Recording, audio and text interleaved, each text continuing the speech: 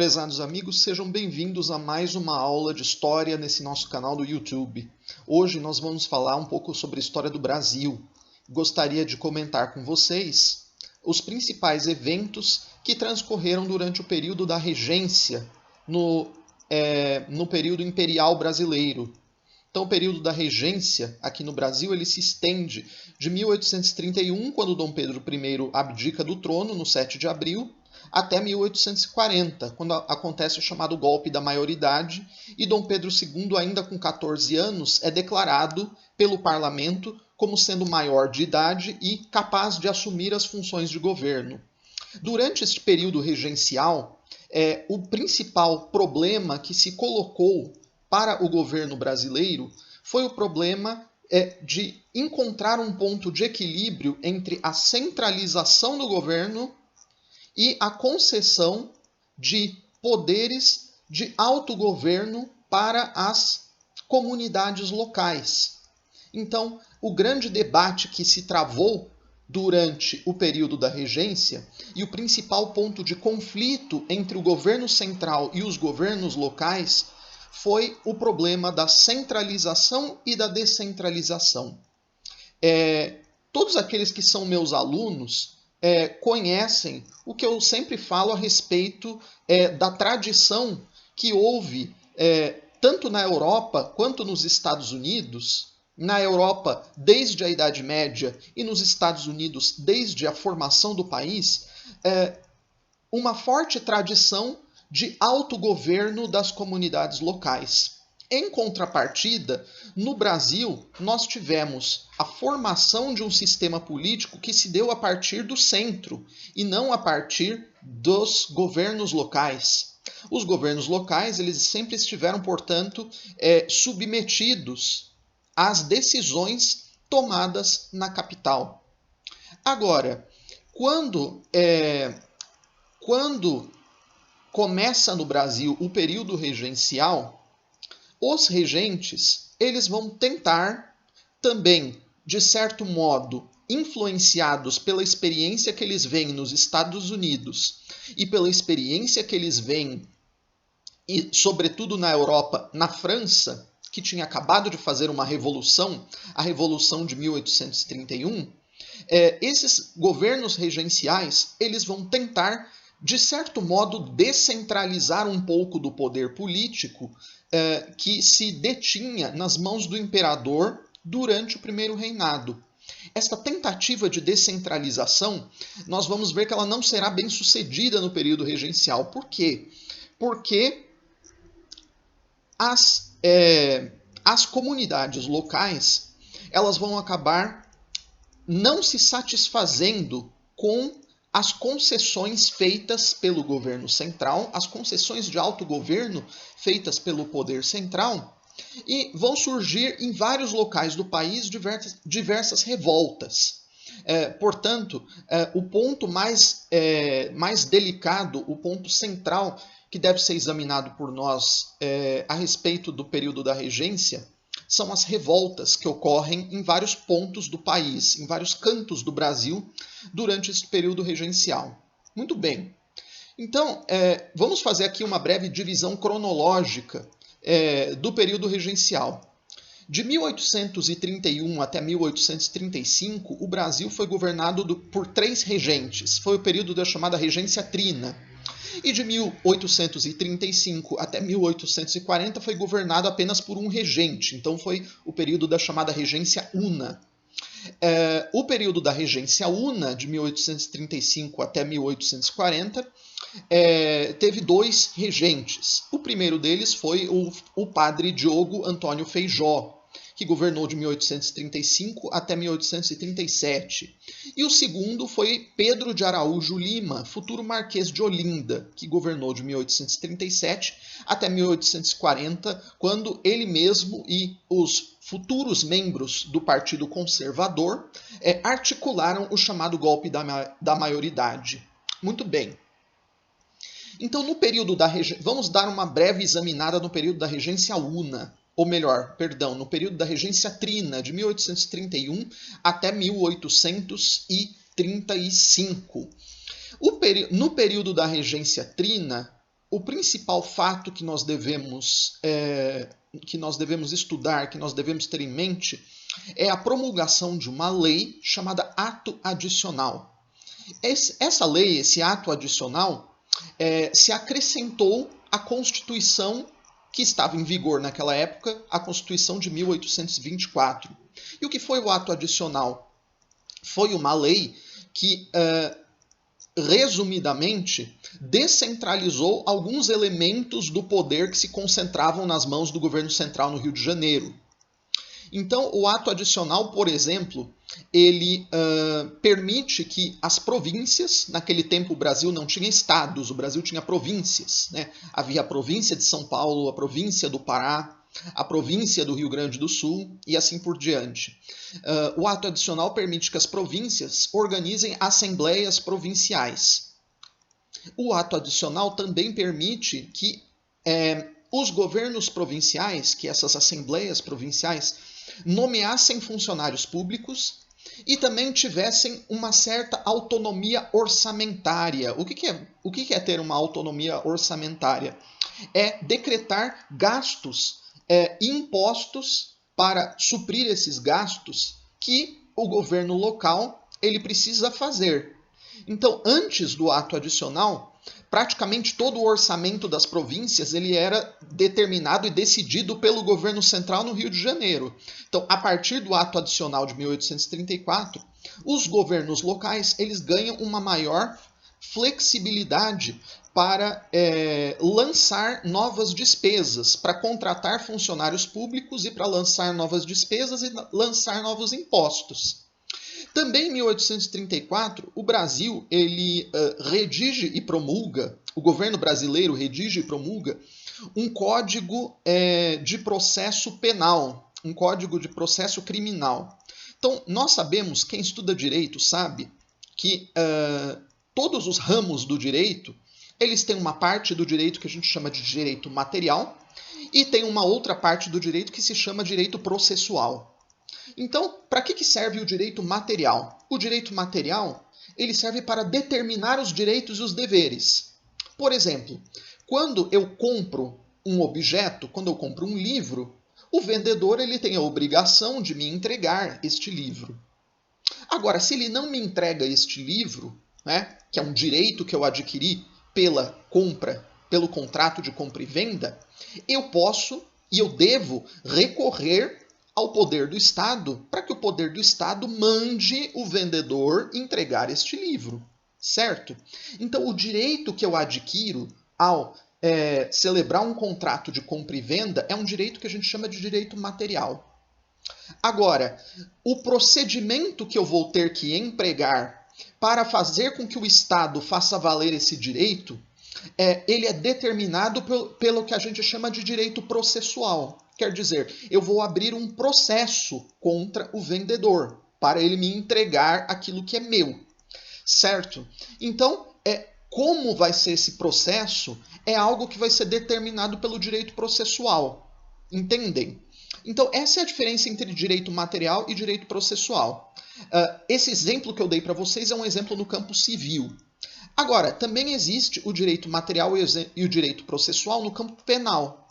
Então, por exemplo, o que é o direito material no campo penal? É aquele que determina os crimes e as penas aplicadas a esses crimes. Então, por exemplo, está ali artigo 121 do Código Penal. Matar alguém, o crime, pena aplicada de 6 a 12 anos de reclusão, certo? Então, ali nós temos uma regra de direito material. Agora, como que vai ser aplicada essa regra? Como? Quem que vai ter a competência de prender o acusado do homicídio? Quem vai ter a competência de investigar se aquele que foi preso realmente cometeu o homicídio? Quem que vai ter a competência de julgar? E quem que vai ter a competência de fiscalizar o cumprimento da pena depois que ele foi condenado? Tudo isso são normas que a gente chama de normas de direito processual. Entendem? Então, o direito ele é dividido nesses dois campos, a gente pode chamar assim, em direito material e em direito processual. Por que eu disse tudo isso? Eu disse tudo isso porque no período da regência no Brasil se promulgou um novo Código de Direito Processual Penal no Brasil. E esse Código de Direito Processual Penal no Brasil, ele teve algumas coisas muito interessantes. Por exemplo, ele deu maior poder aos juízes de paz. Nós, hoje em dia, no Brasil, não sabemos o que é um juiz de paz porque essa figura não existe mais no nosso ordenamento jurídico. Mas no tempo do Império e no tempo da Regência existia, e existem países no mundo, e há países no mundo onde ainda existe a figura do juiz de paz. O que é essa figura? É um indivíduo que ele é eleito dentro de um município para praticar certos atos de direito, para fiscalizar certos atos de direito que são considerados atos de menor importância. Por exemplo, o juiz de paz, tradicionalmente, ele celebra casamentos. Ele é a autoridade civil competente para celebrar casamentos. Ele fiscaliza a votação quando existe algum processo eleitoral, quando existe alguma eleição, ele fiscaliza as mesas eleitorais no município. Essa é uma competência tradicional do juiz de paz. Outra competência é que ele é encarregado, onde ele existe, de punir infrações menores. Infrações menores, por exemplo, um furto simples, a gente pode dizer assim. Claro, um homicídio não. Muito bem. Então a figura do juiz de paz, ela ganha maiores competências pelo Código de Processo Penal do período regencial. Então nós conseguimos ver como o poder ele vai sendo distribuído para as instâncias inferiores. Outro ponto que esse Código de Processo Penal estabeleceu, que é um ponto interessante, estabeleceu aqui no Brasil a instituição do júri. Né? O júri existe até hoje. E o júri serve para quê? Serve para julgar crimes dolosos contra a vida, que são praticados basicamente isso, crimes dolosos contra a vida. Então, essa é a competência do tribunal do júri. Então, homicídio, aborto, instigação ao suicídio, esses são crimes de competência do tribunal do júri. E o que é o júri? O júri é um conjunto de cidadãos, não são juízes de profissão.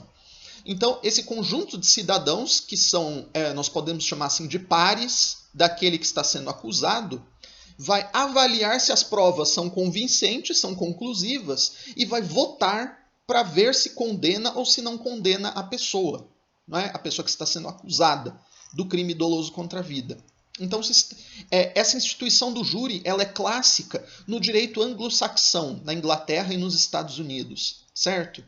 E outro ponto interessante que vai ser estabelecido no ato adicional vai ser a criação da Guarda Nacional. A criação da Guarda Nacional Brasileira. Então nós sabemos que para a abdicação do Dom Pedro I foi fundamental o papel do Exército. E nós sabemos também que o Exército Brasileiro, no período do primeiro reinado, ele era uma instituição bastante mal organizada. Claro, o Brasil tinha acabado de fazer a sua independência. Organizar um exército é uma coisa que dá trabalho e custa dinheiro. E o Brasil, nós sabemos que se envolveu numa guerra bastante custosa para tentar manter o controle do Uruguai, da província Cisplatina. E essa guerra acabou mal para o Brasil. O Brasil acabou perdendo o controle da província Cisplatina. Muito bem. Então, o exército, principalmente as patentes inferiores do exército, os soldados, os cabos e os sargentos, eles frequentemente eram um elemento que se prestava para revoltas. Era um elemento que frequentemente estava em pé de guerra contra os superiores, por uma série de motivos. Entre eles, que os membros do exército eles eram recrutados entre parcelas mais empobrecidas da população. E, em segundo lugar, que esses membros do exército eles eram muito mal pagos. Então, os membros do exército eles eram um elemento potencialmente explosivo.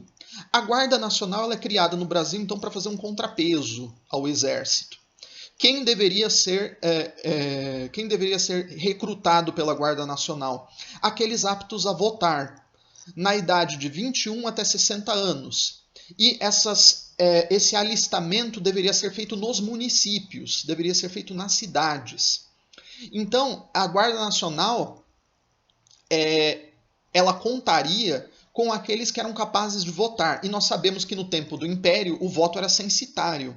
Então a Guarda Nacional ela deveria servir como contrapeso para o Exército. Aquele que servia na Guarda Nacional estava automaticamente isento de servir no Exército. Então nós vamos ver que isso também vai ser um elemento que vai gerar potencialmente revoltas em vários pontos do país. Muito bem, então temos aí o ato adicional e temos aí o Código de Processo Penal da Regência. Vamos falar um pouco agora a respeito das revoltas do período regencial. As mais importantes ocorrem depois do ato adicional, depois de 1834. Então, nós temos a cabanagem no Pará, que vai durar de 1835 até 1840. E essa revolta, a cabanagem, ela acontece numa província muito distante do Rio de Janeiro, que é a capital do Império, e ela vai ser uma revolta bastante confusa. Por quê? Porque a população do Pará, naquele tempo, ela era composta basicamente por mestiços, negros e índios, e por uma população pequena de estrangeiros, de ingleses, franceses, além de uma população maior de portugueses. Então, essa rebelião chamada cabanagem, ela vai propor fazer a independência do Pará do Rio de Janeiro. Mas essa revolta ela não vai conseguir articular um programa de governo coerente e estável para que se viabilizasse um novo país. Então, por exemplo, os líderes da revolta da cabanagem, que acabaram sendo homens de elite, dos quais o mais famoso foi um homem chamado Eduardo Angelim, os líderes da cabanagem eles se recusaram, por exemplo, a aceitar a emancipação dos escravos. Se recusaram a aceitar a libertação dos escravos. Então, uma rebelião de escravos que aconteceu no meio da cabanagem, ela foi reprimida pelo Eduardo Angelim. Muito bem. Então, a cabanagem ela vai durar um bom tempo, ela vai durar até 1840, mas ela vai ser reprimida duramente. A maior parte das reivindicações eram reivindicações contra os estrangeiros que estavam ali, que eram considerados como exploradores.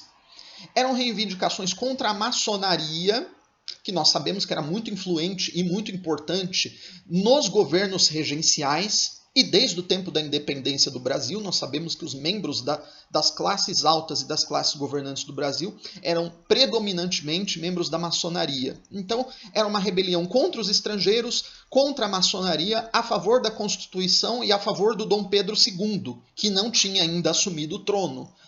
Então, essa revolta ela acabou com um saldo muito sangrento. Ela foi reprimida duramente e morreram cerca de 30 mil pessoas nessa revolta. Muito bem.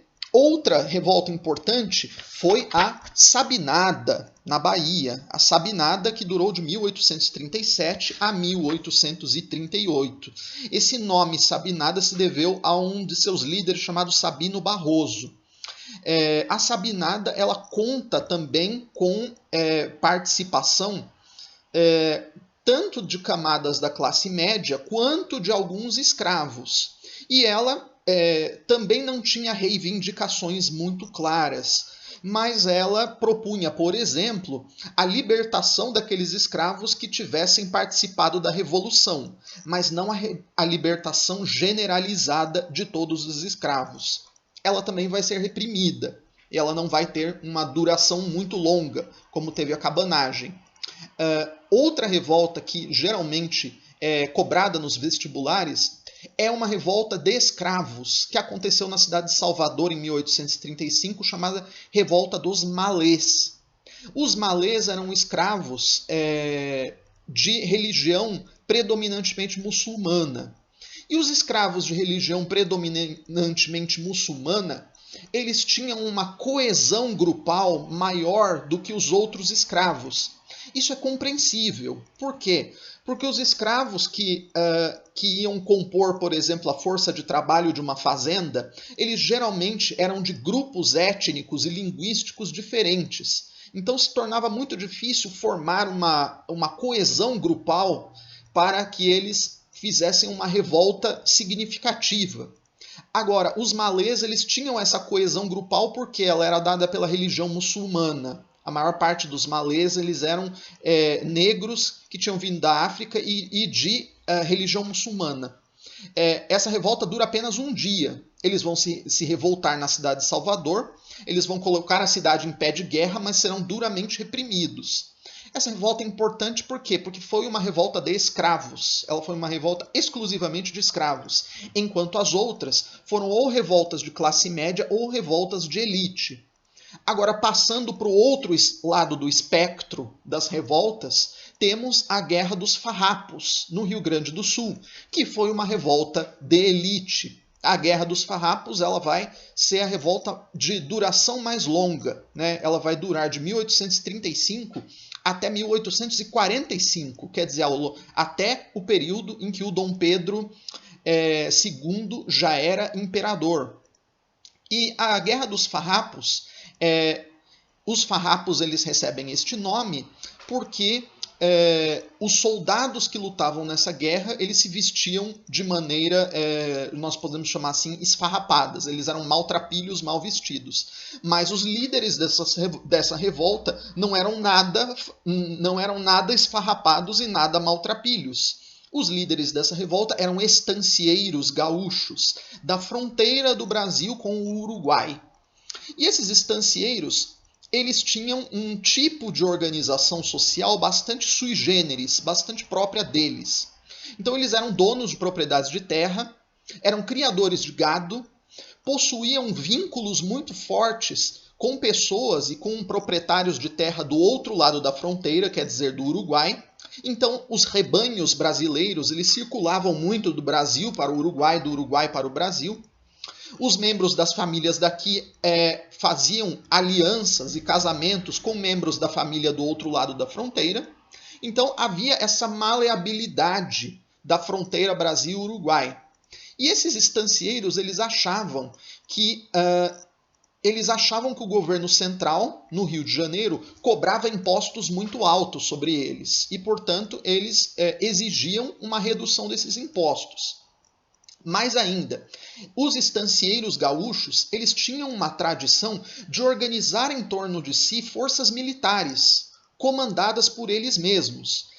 Quer dizer, esses estancieiros gaúchos, eles eram, de certo modo, o que a gente chama aqui no Brasil, ou melhor, o que se chama na América Latina de caudilhos. Então, o que fazem os caudilhos? Eles organizam uma força militar que eles comandam. Agora, quando o ato adicional ele prevê a criação da Guarda Nacional, e a Guarda Nacional deveria ser recrutada de acordo com uma legislação imposta pelo poder central, os caudilhos eles se veem ameaçados por essa nova Guarda Nacional. Então, quer dizer, impostos muito elevados, a ameaça da Guarda Nacional. E terceiro, que está ligado ao primeiro ponto, né, ao ponto dos impostos, o terceiro elemento é que o Rio Grande do Sul ele tinha que contribuir com dinheiro para o sustento de outras províncias que não conseguiam arcar com as próprias despesas, né? Isso é uma coisa que acontece até hoje no Brasil, né? Nós vemos que os estados mais ricos hoje acabam pagando mais impostos para sustentar os estados mais pobres. Então essa é uma reivindicação bem antiga que nós vemos na história brasileira. No Rio Grande do Sul, além desse elemento, havia uma outra classe social que era mais ligada, que tinha um vínculo mais forte com o poder central no Rio de Janeiro, que eram os produtores de carne salgada, os produtores de charque, de cidades maiores como Pelotas e como Rio Grande. E os produtores de charque, eles produziam sobretudo para o mercado interno no Brasil. Então eles vão, durante a Guerra dos Farrapos, eles vão tomar partido do lado do governo central. Nós vamos ver que os caudilhos eles conseguirão proclamar a independência do Rio Grande do Sul e fundar uma nova república, chamada República de Piratini, com sede nessa cidade do Rio Grande do Sul, chamada Piratini. E o seu presidente vai ser um homem chamado Bento Gonçalves. O governo central brasileiro vai conseguir vencer essa revolta com um misto de concessões e combates. Quer dizer, vai acontecer uma guerra, mas também vão acontecer concessões. Então, o governo central vai acabar reduzindo os impostos e vai acabar também favorecendo mais os produtores de charque. E essa guerra ela vai acabar em 1845, inclusive anistiando os principais membros da revolta, quer dizer, se recusando a puni-los, certo? Então essa é a Guerra dos Farrapos. E por fim nós temos também a Balaiada no Maranhão.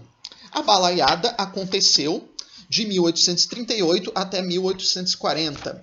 Ela também foi uma revolta que contou com participação das classes médias urbanas e de alguns escravos, de um homem chamado Cosme, que era um escravo que tinha tido a sua filha violentada por um membro da polícia. Então, provavelmente, ele buscava vingança e buscava também a sua emancipação da condição de escravo.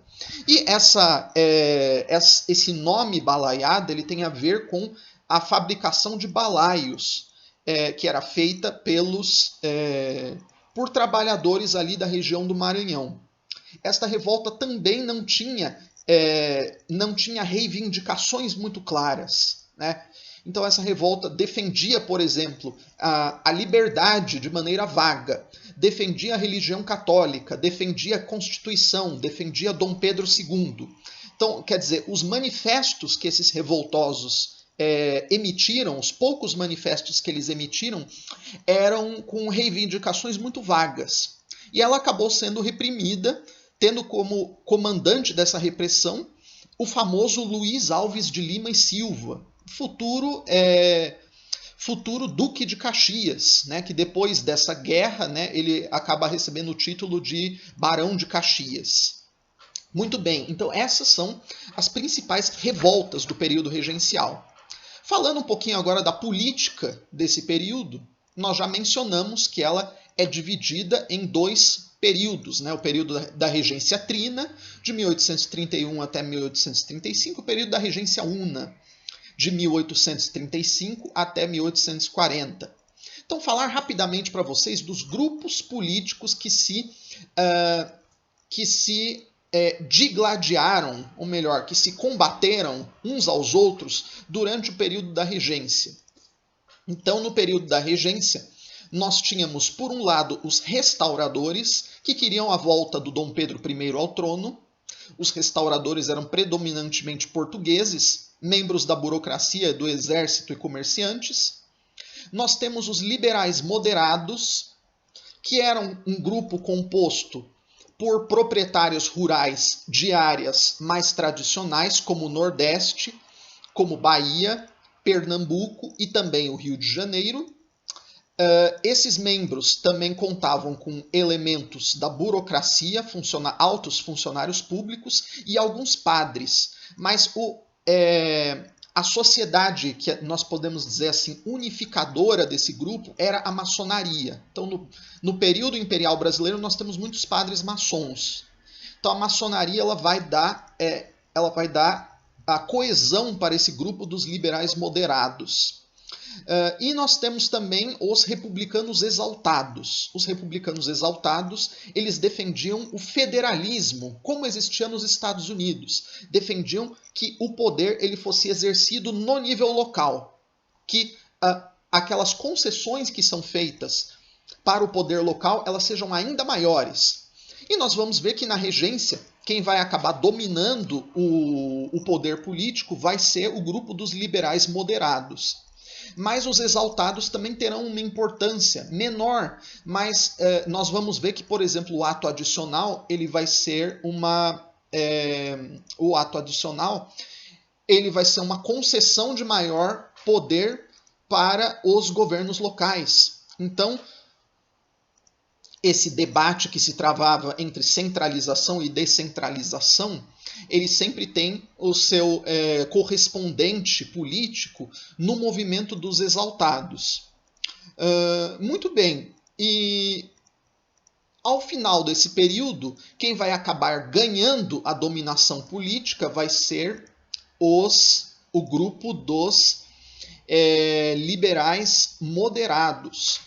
E os liberais moderados, ao adquirirem essa